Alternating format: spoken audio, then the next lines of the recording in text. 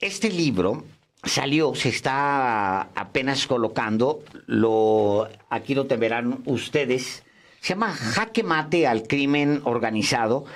Es un prólogo de Jorge Castañeda, que ya leyendo el prólogo, es muy menor el prólogo. Luego tiene textos mejores, digamos. Es muy menor el prólogo porque el libro, de verdad, lo escriben Rubén Aguilar Valenzuela y Rubén Moreira Valdés. Este libro. Y tiene partes, Álvaro, que son tramos para la historia, honestamente. O sea, es una historia que en algunos tramos no se ha contado y se cuenta aquí. Efectivamente, se trata de Jaque Mate al Crimen Organizado, escrito por el exgobernador de Coahuila, que es su experiencia en realidad en Coahuila para contener la inseguridad y la violencia, y lo escribe junto con Rubén Aguilar Valenzuela, quien fue vocero de Vicente Fox y que fue o es asesor del gobernador, del exgobernador, del actual diputado federal y coordinador del grupo parlamentario del PRI, Rubén Moreira, a quien le damos, por supuesto, la bienvenida esta tarde a los periodistas para platicar efectivamente de este libro. Diputado, muy buenas tardes, ¿cómo está? Muy buenas tardes a ustedes. Muchas gracias por la oportunidad de dialogar y de platicar sobre el tema de seguridad y aquellas otras cosas que ustedes deseen. Encantados. Muchísimas gracias. Oiga, a ver, empezando por esta materia, porque yo lo leí, se va muy rápido, porque pues son cosas que para un periodista es contenido que contado en primera persona y desde la primera butaca, pues es muy intenso, muy interesante. Hay dos libros aquí. Un primer libro donde Rubén Moreira habla de qué se encontró, qué había cuando llegó al gobierno de Coahuila. Y hay un segundo tramo donde usted explica con detalle lo que tuvo que hacer el gobernador para enfrentar lo que, dicho en sus palabras, era un verdadero desastre en materia al menos de seguridad. Pues yo apuntaría que en realidad son 3 libros. Uno es cómo encontramos las cosas, otra es lo que se hizo, y una tercera parte estaría constituido por las acciones difíciles, las que se llaman historias que contarse, y también pues por los fracasos, porque tuvimos ahí fracasos. Hay cosas que pueden interesar a unos y otras a especialistas en otros rubros. La tesis central es que la lucha contra el narcotráfico es multidimensional y que descansa mucho en los gobernadores, pero que tienes que echar mano incluso del apoyo del ejército. Esa es la tesis central. La otra parte está relacionada al tema de que se pierde tiempo si no se actúa de inmediato en materia de seguridad y de que era impostergable, ya ven que está de moda esa palabra, impostergable, atender el problema de la seguridad en un estado como el nuestro, que además estaba en escalada de violencia terrible y hoy tiene parámetros muy importantes. Sí, en el libro efectivamente se expone pues claramente que sin la determinación del gobernador de un estado no hay posibilidad de éxito. Y también sin esa determinación y sin la coordinación con los niveles de gobierno, con el gobierno federal, pero en particular con el ejército, no hay ninguna posibilidad de éxito. Por eso llama usted que es multidimensional la estrategia. Efectivamente. El presidente municipal siempre queda rebasado de alguna manera por su jurisdicción. Pero yo tampoco digo que se le debe disculpar, porque hay muchos presidentes municipales que tienen una fuerza importante económica para enfrentarlo. Guadalajara, León, Zapopan, Monterrey, Torreón, Saltillo, Culiacán, pueden construir policías fuertes. El presidente de la República siempre va a estar lejos, no puede estar en todos los detalles. Por lo tanto, la parte fundamental es el gobernador. Y ahí se explican 15 acciones multidimensionales que van desde generar empleo hasta tener policías mejor pagadas, hasta perseguir a los criminales que están en esa nomenclatura de impunidad que se tiene que llevar a la cárcel, ¿no? Y en mi estado se giraron órdenes de aprehensión contra todos ellos. El libro también resalta los problemas que tuvimos para construir la paz y que no es un tema de un día para otro. Por eso a mí ahora me extraña que algunos gobernadores, como el de Guanajuato, pues no hablen, yo no digo que se pronuncien a favor del PRI y su iniciativa, sino no hablen sobre el tema, y tienen que hablar sobre el tema. Lo entiendo porque los gobernadores, cuando no empiezan su sexenio atendiendo el tema de la paz, ya después no lo hacen porque tiene un costo electoral. Cuando uno controla el alcohol, por ejemplo, o sea, la venta ilegal de alcohol, pues tiene un efecto electoral. O cuando uno hace determinadas acciones para acabar con el clima delictivo. El clima delictivo a veces lo componen los casinos, un tema que yo no sé por qué le abrimos en este país la puerta de esa manera a los casinos, cuando en nuestra historia Lázaro Cárdenas había dicho que era un problema terrible, que bueno, pues puede tal vez estar en un centro turístico, pero no en ciudades industriales como Monterrey o Saltillo. Ya ven lo que pasó en Monterrey con aquel incendio terrible, y que pagan cuota la delincuencia, o a veces es impopular atender temas como que pueden ser muy sencillos, como que todo el mundo traiga placas en su auto. Esto aquí en la Ciudad de México es normal, pero en muchos estados del norte no. Entonces, el combate al crimen pues es multidimensional, y sí hay que echar la mano del ejército y de la colaboración entre los tres órdenes de gobierno. Usted habla de su hermano Humberto Moreira y también habla de Torres López, por supuesto, que es el interino, que tiene un destino terrible.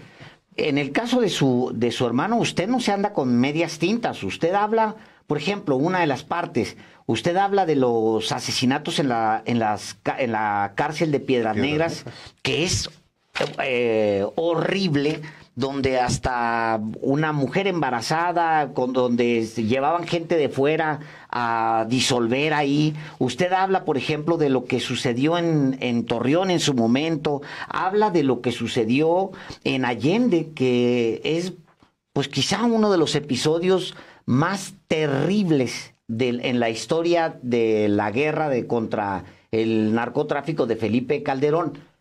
¿Usted tiene conciencia, exgobernador, le pregunto, ¿usted tiene conciencia de que esa guerra y la militarización del país empezó con Felipe Calderón? Mire, yo creo, y estoy convencido, mire, el crimen, el narco, se empieza a desarrollar muchos años antes, pero cuando entra Vicente Fox, se desmantela el Estado corporativo, y eso pues no está mal, pero no se sustituyó con mejores policías o con sistemas de inteligencia. Sencillamente se desmanteló. En tiempos del presidente Salinas, creo que es un momento también decisivo, porque el TLC produce que mucha gente del campo, sobre todo jóvenes, se vayan a la ciudad y hay un desarraigo. Segundo, la reforma agrícola del presidente Salinas dejó a mucha gente sin tierra, porque se empezó a concentrar. En la laguna hay una concentración en muy pocas manos de la tierra, entonces mucha gente queda sin trabajo. Luego, durante el sexenio del presidente Zedillo, se decidió combatir muy fuerte el crimen, es cierto, pero nunca se pensó que se iba a generar un mercado interno.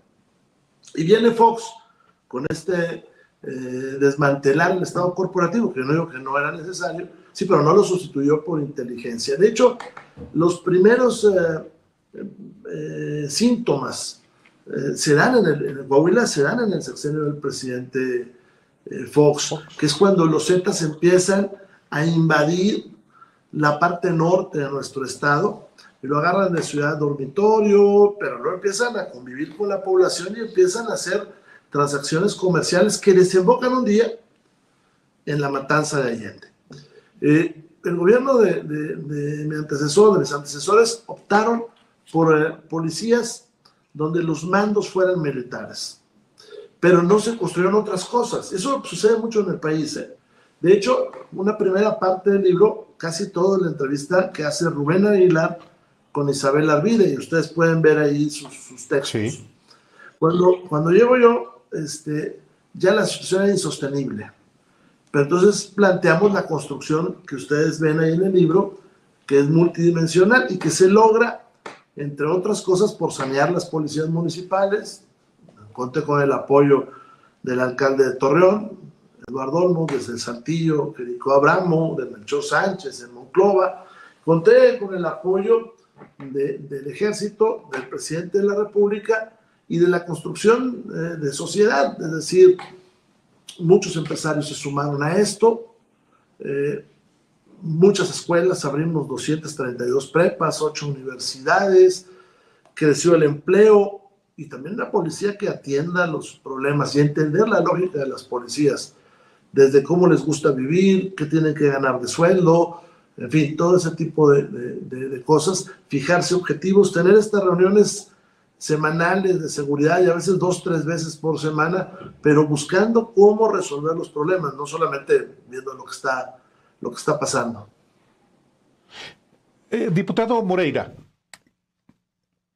en Piedras Negras el comandante del ejército era, si no mal recuerdo, el actual general secretario de la Defensa Nacional.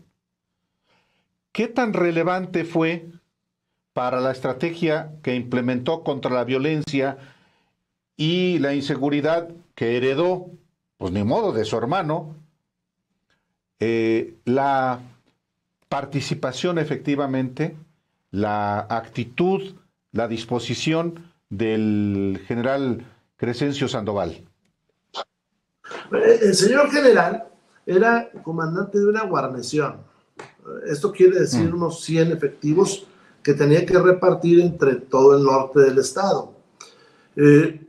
La violencia que yo recibí es la misma que se estaba viviendo en todo el noreste, la misma que estaba viviendo Nuevo León, que enfrentó Rodrigo Medina, la misma que estaba viviendo Tamaulipas, la misma que estaba viviendo de alguna manera Chihuahua, y el estado es tan grande, Coahuila, que tiene varias vertientes esa violencia. Una parte invadido por los Zetas, que era un grupo delictivo muy violento, que había sido formado una parte dentro del Estado mexicano en el ejército, pero muy violento, y otra parte que es el enfrentamiento en Torreón entre el Pacífico, con todas esas vertientes que luego tiene, y los Zetas.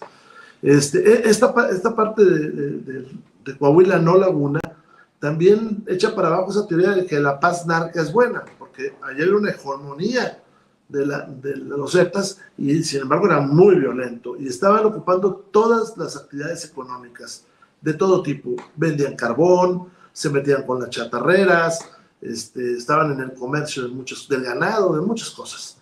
Entonces, el general secretario, entonces era comandante de una pequeña zona y de hecho estuvo muy poco tiempo. Él, fíjese lo que son las cosas, él se distinguió por la atención de los incendios forestales. Durante su mandato allá, su tiempo allá, perdón, hubo muchos incendios. Yo tengo la teoría, por cierto, que muchos de ellos provocados por el narco. Para evitar que el ejército trabajara, los combatía el narco. Ahora, una parte de la estrategia multidimensional fue invitar a más ejércitos a estar en Coahuila. Entonces se construyó un cuartel en Monclova de 300 millones de pesos para un batallón. Luego se construyó uno en Piedras Negras para un regimiento.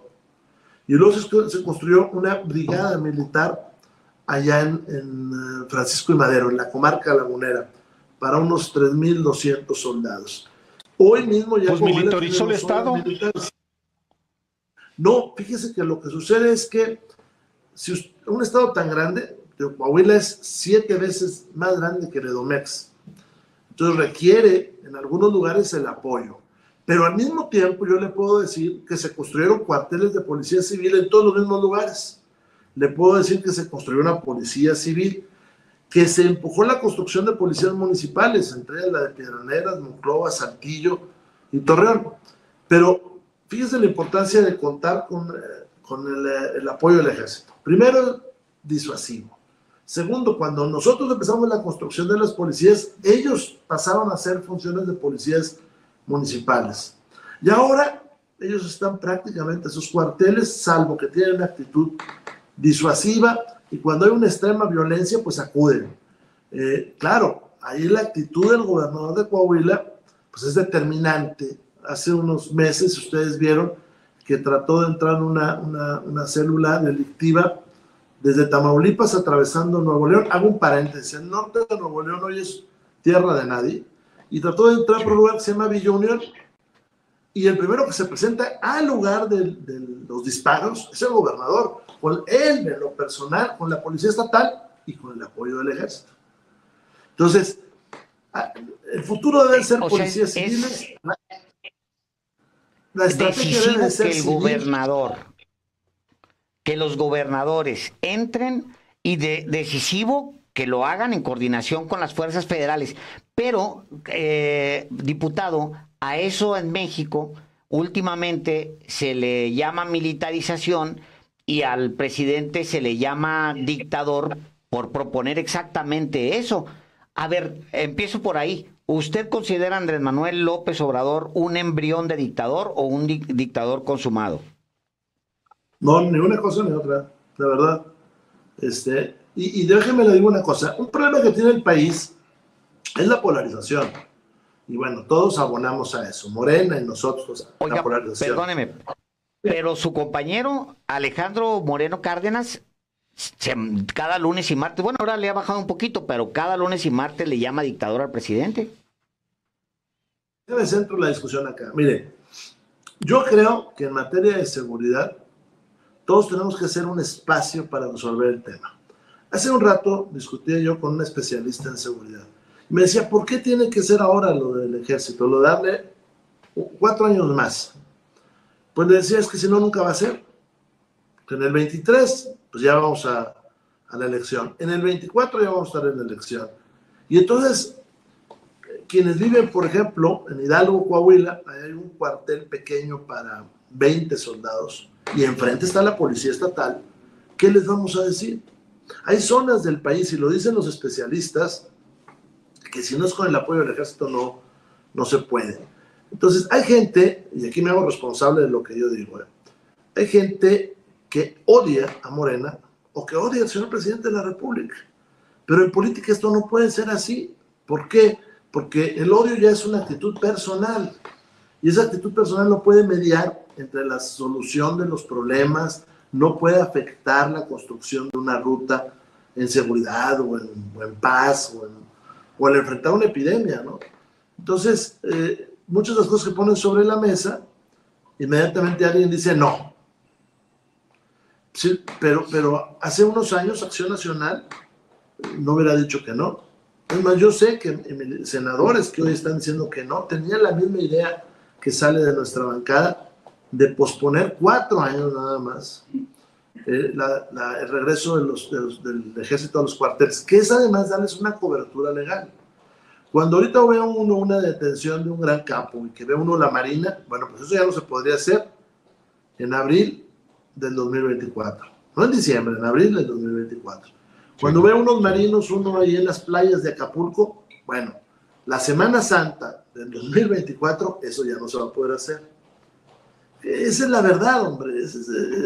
Más que entonces se mete el odio, las descalificaciones, y entonces ya no resolvemos los problemas de nadie. Claro. Adelante. No, estaba yo pensando que por eso la iniciativa, sin embargo, la iniciativa presentada por la diputada Yolanda de la Torre para ampliar efectivamente el periodo de las Fuerzas Armadas en la Guardia Nacional y en las labores que de manera preventiva realiza, también tuvo un efecto político adverso a un proyecto pues que estaba iniciado desde las conversaciones en marzo de 2020 en la casa de Claudio X González. Me refiero a la coalición Va por México. De plano, esta reforma que esperemos, vamos a ver qué ocurre mañana en la votación en el Senado, ya dieron de plano al traste con la coalición Va por México, no solamente en los 2 estados donde habrá elecciones en el próximo año, sino en el 2024? A ver, ahorita usted mencionó un personaje ahí que yo no, bueno, yo respeto, pero no comulgo con todas sus ideas, ni con la mayor parte de sus ideas. Claudio X González. Este personaje, sí, claro, este personaje en algún momento tuvo contacto con nosotros. Yo le puedo decir que a mí me tocó, por instrucciones de mi dirigencia, realizar la alianza y decidir qué distritos y qué municipios y qué estados y todo eso, tanto en el 2021 como una parte del 22, del 21 y una parte del 22, porque ahora también, ¿no? Claro que todo bajo la supervisión de la dirigencia nacional, pero yo nunca lo vi aquí. Es más, le digo, donde se reúne la coalición. Y lo vi alguna vez, ¿no? Y alguna vez fue él ahí al Comité Ejecutivo Nacional del PRI. Pero él no tiene la influencia, esa que se dice acá, ¿eh? Y yo creo que además no sería sano que la tuviera. Ahora, en cuanto a la alianza o la coalición, empezó siendo una coalición electoral, creo que tuvo éxito en términos, sobre todo de diputados, y luego se trató de transformar en una coalición legislativa, pero no se le puso una ruta. Incluso el señor Claudio X alguna vez manifestó en alguna parte que ojalá fuéramos un solo partido. Pues eso no se puede. O sea, el PRI tiene una historia y eso no se puede, ni debe de ser además. Creo que no haberse determinado las fronteras de la coalición legislativa es lo que nos tiene ahora en esta situación. Esa moratoria, que no estuvieron de acuerdo, por cierto, los senadores, y que ahora dicen que están a favor de la moratoria, esa coalición, por cierto, electoral, que no estuvieron de acuerdo muchos de los que ahora están de acuerdo, pero esa moratoria no se delimitó bien. O sea, se dijo una moratoria constitucional, pero no se dijo exactamente qué. Yo la quiero entender en aquello que no haga daño a la nación. Esto no hace daño a la nación. Esto no hace daño a la nación. Creo que pasa un poquito por la actitud personal de Marco. Algún enojo tiene ahí, pero pues así no se construyen las cosas, ¿no? Y es un enojo, creo que más bien hacia el presidente, hacia Morena y hacia la posibilidad de construir cosas. A mí cuando algún correligionario mío me dice, oiga, es que la moratoria, o por qué están apoyando este tema del ejército, le digo, oye, perdónenme, no estamos apoyando que sube el IVA, ni que se vote el FOBAPROA. No, estamos haciendo una cosa para el bien del país. ¿Por qué tendríamos que ser traidores? Si no hemos subido el IVA, hombre, y yo lo voté en su momento en contra. Esto es sencillamente 4 años más para que el ejército. Estoy cierto que si no fueran estos tiempos, ellos votarían a favor, pero pues están ahí con eso. Yo no sé si por parte del PRI, lo ha dicho la dirigencia, por parte del PRI, nosotros no estaríamos porque se rompiera la alianza. Pero bueno, pues si ellos la quieren romper, pues hacer otro tema, ¿no? Oiga, diputado, hoy vimos con mucho detenimiento que ya se plantea un poco más allá de lo de la Guardia Nacional. El caso, por ejemplo, de revisar las iniciativas que hay presentadas, entre ellas la del Ejecutivo Federal, con respecto a la reforma político-electoral. ¿Usted ve esa posibilidad de caminar con Morena, revisar la que ustedes presentaron, la que presentó el presidente de México, y decir, pues órale, va, revisemos? Porque hoy el presidente se oía como, híjole, a lo mejor... Como que había desistido. No, es correcto, como que ya no iba a ir más adelante. ¿Ustedes estarían en condiciones de empujar esa reforma? Mira, yo le voy a decir qué está pasando mejor. ¿Qué está pasando? Pues que en tema del INE no hay un consenso y no hay por parte del PRI un voto a favor para modificar la composición del INE ni para modificar la composición de los tribunales. Hasta ahí, eso es lo que dice el PRI. Ahora, tanto el PAN como el PRD, como MC, como todos los demás partidos, sabemos que se tienen que hacer algunas reformas. Por ejemplo, las acciones afirmativas. El problema es que luego sucede, hace rato alguien dijo, y un portal de un periódico lo agarró, el PRI abre la puerta a la reforma electoral. No, no, espérame. No, hay un mandato de los tribunales para resolver las acciones afirmativas, para empezar. Segundo, hoy en la Junta de Coordinación Política se habló de la necesidad de arreglar ciertas cosas que están ahí en la mesa, como esta, pero que no son de reforma constitucional o que serían de consenso. Entonces, si usted me dice reforma en los términos que entiende, digamos, la generalidad de eliminar al INE, o quitarlo, pasarlo a la Secretaría de Gobernación, en eso no estamos, ni en los tribunales. Pero hay muchas otras cosas que por mandato legal se tienen que arreglar y otras que se deberían de arreglar. Y yo he estado en pláticas donde Acción Nacional y el PAN, y el PRD manifiestan eso, y MC. Y además se presenta nada menos que en abril, diputado, a más tardar en abril debe la Cámara de Diputados nombrar a 4 de los actuales consejeros del INE. Quizá en ese contexto pueda generarse las condiciones para, si no transformar el INE, sí hacer ajustes hasta en términos presupuestales, no solamente en la elección de los consejeros electorales. ¿Quiere que me ponga así como sincero? Sí, a ver, claro. Y a lo mejor voy a sonar muy, pues no cínico, pero muy duro. Mire, esto es muy sencillo. Si no hay una negociación, y se lo digo a Acción Nacional y al PRD y a MC, si no hay una negociación con la mayoría de algún tipo, la mayoría puede llegar a tener las 4 posiciones que están jugándose en el INE. ¿Por qué? Pues porque al final es una insaculación. Ese es un tema. Y es un tema de realidad. Las buenas intenciones, pues yo las entiendo y las comprendo, y ojalá así fuera el mundo, pero esto es así. Segundo, si no nos sentamos a arreglar temas como las acciones afirmativas, pues vamos a entrar a un momento de esa nebulosa donde el INE empieza a resolver cosas que para un día por un lado y para el día para el otro. Ahora, y quiero dejar claro, yo no estoy diciendo que se modifique el INE ni que se le quite autonomía, pero yo sí estoy de acuerdo en que se gasta mucho y que se han creado dentro estructuras paralelas. Ustedes saben que originalmente había 5 direcciones ejecutivas, pues hoy se formaron muchas otras que tienen el mismo rango y que no digo que no sean importantes, pero ahí se va un buen gasto. Segundo, el INE, al momento de que se le dieron atribuciones sobre los estados, y ahí hago un paréntesis. Fíjense ustedes, un estado como Colima paga el Tribunal Electoral, pero no designa a los magistrados. Lo designan los senadores. Entonces, decían es que antes influían los gobernadores, pues hoy influyen los senadores. El INE, la Junta Local de allá de Colima, la decide el INE. Antes la decidían los diputados locales. No hay un estado donde las 2/3 partes las tenga un solo partido. Entonces, ahora estamos en un país que ha centralizado. Bueno, pero el INE se ha aprovechado porque les venden las asesorías a las soples.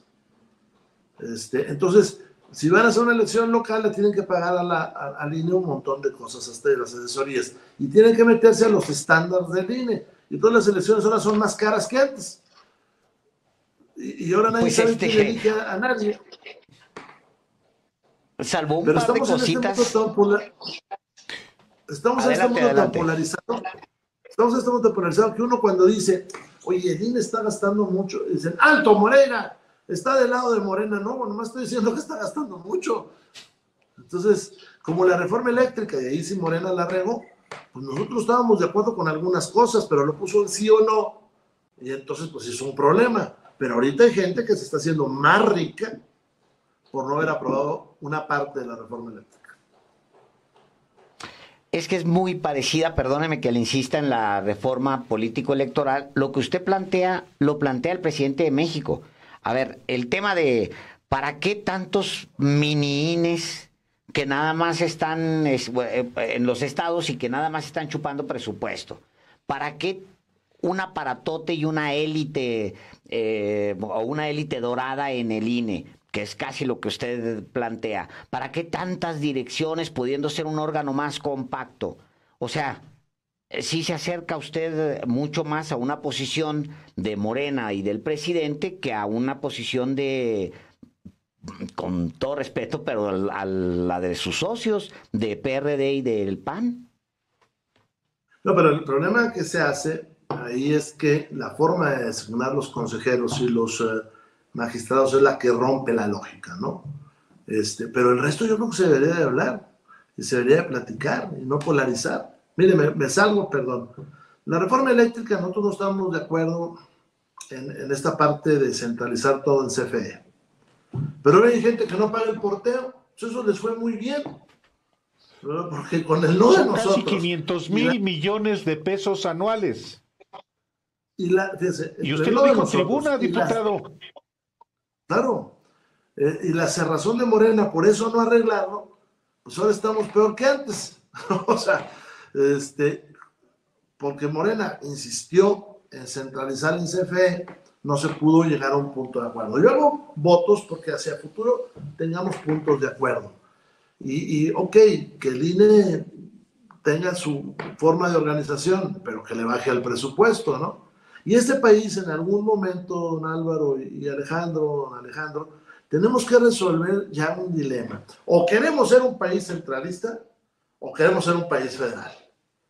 Me van a criticar mis correligionarios, pero esta parte del centralismo empezó con nosotros y siguió con el PAN y hoy sigue con Morena, con las famosas leyes generales, ¿no? En lugar de tener leyes locales, tenemos leyes generales y ahora quieren hacer leyes nacionales, ¿no? Y atrayendo recursos al centro. El problema es que este país no es igual y merece compensar sus desarrollos desde lo local y no desde el centro. Una pregunta de mi parte que tiene que ver con esto que mañana se va a votar. Usted es coordinador de los diputados federales del PRI, pero por supuesto que tiene una vinculación, hasta por ser parte del mismo partido, con los senadores del PRI. Los senadores del PRI van a rechazar la reforma impulsada por los diputados del PRI, ¿y eso qué consecuencias puede tener en su propio partido? Que no lo hicieran. Yo he hecho llamados a los senadores de todos los partidos y bueno, también déjenme le digo que aprovecho hoy que estoy con ustedes para fijarle a la cuenta de la postura. Nosotros estamos convencidos de que es importante dar esa cobertura legal al ejército. Voy a decir algo que poca gente sabe y que lo voy a decir con ustedes porque su programa es pues de análisis. Pero la lógica de tener una Guardia Nacional empezó en el sexenio anterior. Si ustedes checan la construcción de cuarteles de policía militar, no de cuarteles de zona militar ni de batallones o de regimientos, de esos hay 2 en Coahuila, sino la construcción de cuarteles para brigadas de la policía militar. La brigada son, si mal no recuerdo, 4 batallones.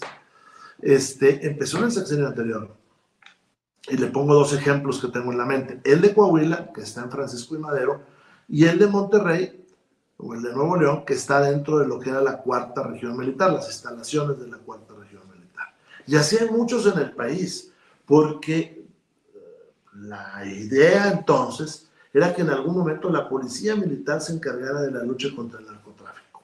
Entonces esto no empezó ahora. Y entonces yo hago un llamado a los señores senadoras y senadores para que no nos alarmemos ni nos rasguemos las vestiduras. Se requiere eso para dar un espacio, como también se requiere que los gobernadores se hagan cargo, porque si no, hemos hablado mucho del artículo 5 transitorio de esa reforma, pero lea usted el 7º, lea usted el 6º, y en el 7º está el incumplimiento de la mayor parte de los gobernadores. Yo voy a intervenir porque usted se refiere a lo que se hizo el gobierno pasado, y el secretario de Gobernación del gobierno pasado es hoy el coordinador del grupo parlamentario del PRI en el Senado. Sería una incongruencia votar en contra de esta reforma. Entonces, yo creo que tiene que reflexionarlo y todos tienen que reflexionarlo. Ahora, el PRI ha sido aliado histórico del ejército. Y la parte que yo he escuchado es que va a haber un golpe de Estado. No, no lo ha habido antes, pues menos ahora. O sea, y además esa no es la lógica de esto. O sea, lo pudo haber en infinidad de veces en el pasado, y no, el ejército mexicano sigue otra lógica, ¿no? Pero también tenemos que dar una cobertura, porque cuando sale el ejército, pues siempre se enfrenta a un problema de cobertura legal.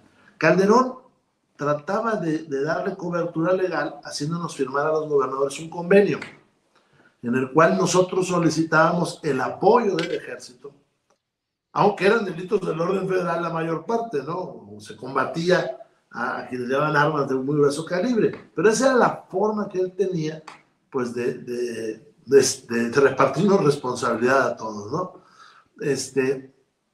Luego se vino esta reforma, la del 2019, que la Cámara de Diputados no salió con ese transitorio. Eso se le puso en el Senado. De la Cámara de Diputados salió con una especie de comando o de mando conjunto que estaba dentro de la estructura, abajo del civil, estaba dentro de la estructura en el cual había un representante de la Marina, del Ejército y de la Policía Federal. Y ese mando era el que garantizaba, pues, la seguridad para los tres componentes. Ese se le quitó en el Senado y se nos regresó con esto que ustedes conocen. Pero además les voy a decir una cosa. En el 2024 va a haber un problema para el ejército. Y por eso lo está tratando de arreglar, yo creo que el gobierno federal. Es decir,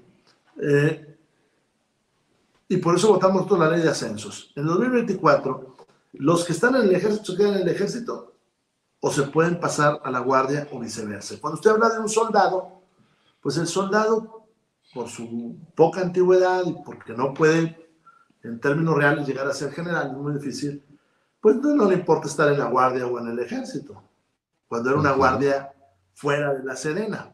Pero toda la demás estructura sí le interesa, porque un coronel no se va a querer quedar en la guardia, se va a querer ir al ejército.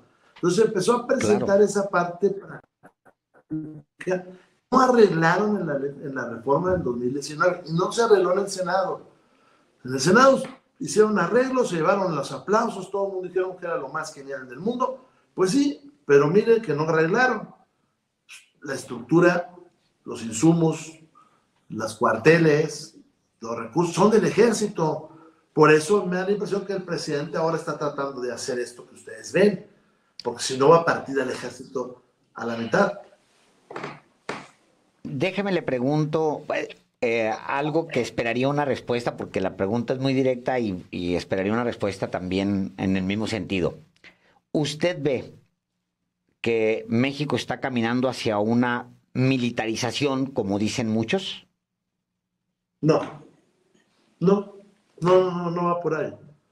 No va por ahí. Yo creo que el presidente lo que ha echado mano del ejército para hacer cosas porque es práctico hacerlo. Mire, el cuartel que nosotros hicimos en Francisco y Madero costó como unos 500, 600 millones de pesos. Un día le preguntaba yo a mi secretario de Obras Públicas, oye, ¿cuánto te sale este? Dijo, no, me nos sale como en 2,000 millones de pesos, ¿no?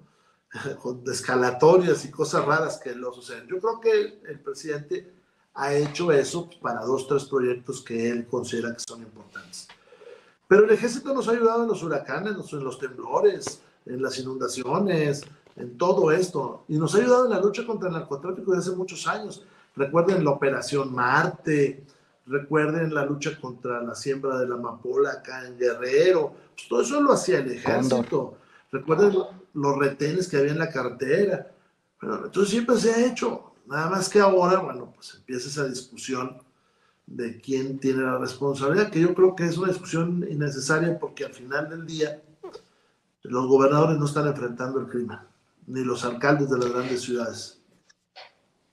Diputado, nos hubiera gustado mucho haberlo entrevistado para este libro, así que pues nos tiene pendiente una buena entrevista, una buena conversación ya sentados y lo invitamos a platicar con los periodistas. Pero antes, porque veo a Álvaro que trae algo en la punta de la lengua, le quiero preguntar esto.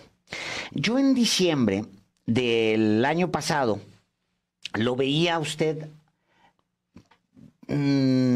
acercándose, caminando hacia las posiciones más del presidente López Obrador, y luego de repente se afianzó en los amarres con la derecha, hay que decirlo, e incluso ultraderecha, que es el PAN. Yo lo vi a usted ya muy cercano cuando dice: por mandato de la 23 Asamblea del PRI somos un partido de centro izquierda. Somos socialdemócratas, feministas, ambientalistas, enemigos de la discriminación, progresistas, aliados de las causas populares, y luego una frase que es muy significativa. Le dimos una patada al neoliberalismo que nos impusieron desde el poder. Es Carlos Salinas de Gortari, o bueno, un poquito antes, es Miguel de la Madrid el que impuso el neoliberalismo en México.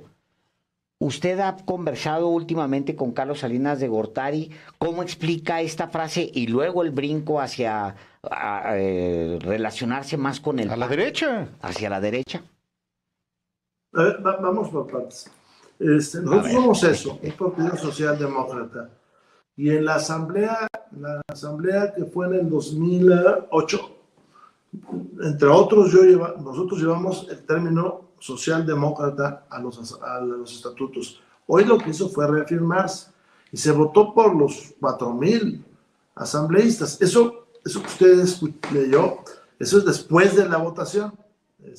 Yo sentí que había pasado desapercibido eso y lo puse en un Twitter que le fue muy bien.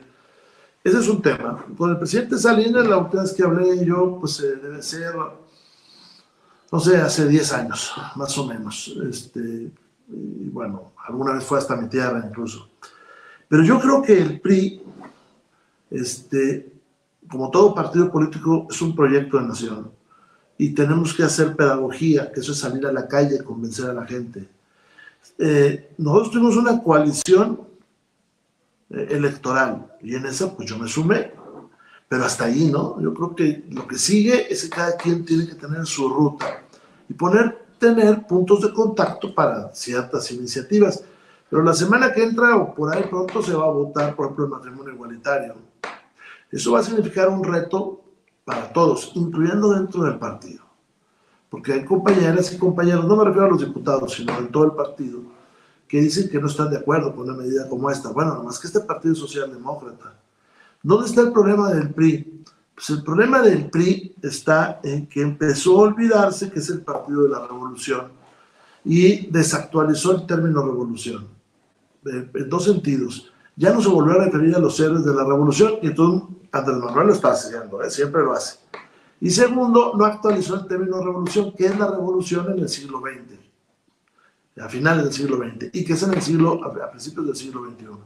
Pues hoy la revolución no es que no haya tiendas de raya, hoy la revolución es que las comisiones bancarias bajen, porque hoy hay gente que paga porque le pagan. O ¿qué es la revolución ahora? Bueno, pues la seguridad social para los que trabajan en Uber, en Rapid, en los Oxxos. Esa es la revolución ahora, que no tienen seguridad social. ¿Qué es la revolución en estos días? Pues los derechos de las mujeres, pero los derechos de las mujeres de avanzada, pues ya no a votar, pues ya votan. Es más, ya no a ser electas, ya las eligen. No, a que les paguen lo mismo, a que les den el derecho a su cuerpo, que la comunidad lésbica gay se pueda casar. Esa es la revolución ahorita. Y esa es la contradicción que no tiene el partido. El otro día le decía yo a los senadores, el día que me invitaron, le digo, bueno, el partido tiene que empezar a ser un partido. Antes no era un partido en los términos modernos, era un partido de principios del siglo XX, como fue el Partido Comunista, como fue el Partido Comunista Cubano, o los partidos soviéticos, o el Partido Soviético, que respondían a una revolución que tenía que tener un instituto político para transitar en el poder. Hoy es distinto, hoy tenemos que dialogar, tenemos que votar y todo el mundo tiene que decidir en qué partido está, en una derecha, en una izquierda, en una de centro o una sin ideología, que son de moda. Le dicen, no, de agenda, no, son de moda.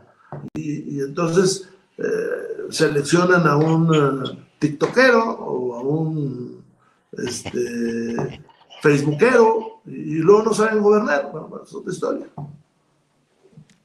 Una última pregunta de mi parte, diputado Rubén Moreira, dándole las gracias por la oportunidad de este diálogo.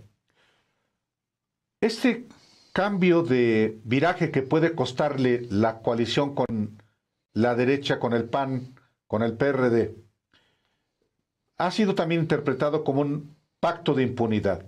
Este cambio a favor de políticas de Morena es un pacto de impunidad para que Alito Moreno quede impune. A ver, pongamos que estamos votando. Estamos votando 4 años de prórroga del ejército. No estamos votando deshacer al INE, no estamos votando subir el IVA, no estamos votando eso, ¿eh? Eso no lo estamos votando. No estamos votando una cosa que sea inmoral. No, estamos votando nada más eso. Y eso es porque estamos convencidos. Y la iniciativa es nuestra. Y déjame decir una cosa. Yolanda de la Torre la anunció, no creo que un mes antes.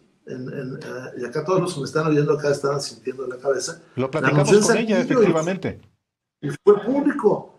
Y le voy a decir algo. Por ahí anda un senador de otro partido que iba a presentar la misma iniciativa, nada más que se le aventó a Yolanda y ya no dijo nada. Pero no es una... ¿Quién? Digo, no es algo como para pactar nada. Pues, o sea, y si no sale, pues no sale, ¿verdad? Pues el 24 a ver cómo le hacemos. Pues le agradecemos, diputado Rubén Moreira, que haya estado aquí. El libro es Jaque Mate al Crimen Organizado, tal cual. Es el libro. La verdad, para los que, pues es su materia, el tema de la seguridad, es un documento imprescindible. Sí, sí. Por supuesto, yo lo leí y sobre todo con ese elemento fundamental. Si el gobernador no se coloca al frente de la estrategia de combate a la violencia y la inseguridad, sencillamente pasa lo que estamos viendo, por ejemplo, en el estado de Guanajuato. Así es que, gracias, diputado Moreira Valdés. Muchas gracias a ustedes y el día que me inviten a ustedes, allá los acompaño. Muchísimas gracias. Muy buenas tardes. Gracias, muy amable. Buenas noches. Gracias, igual.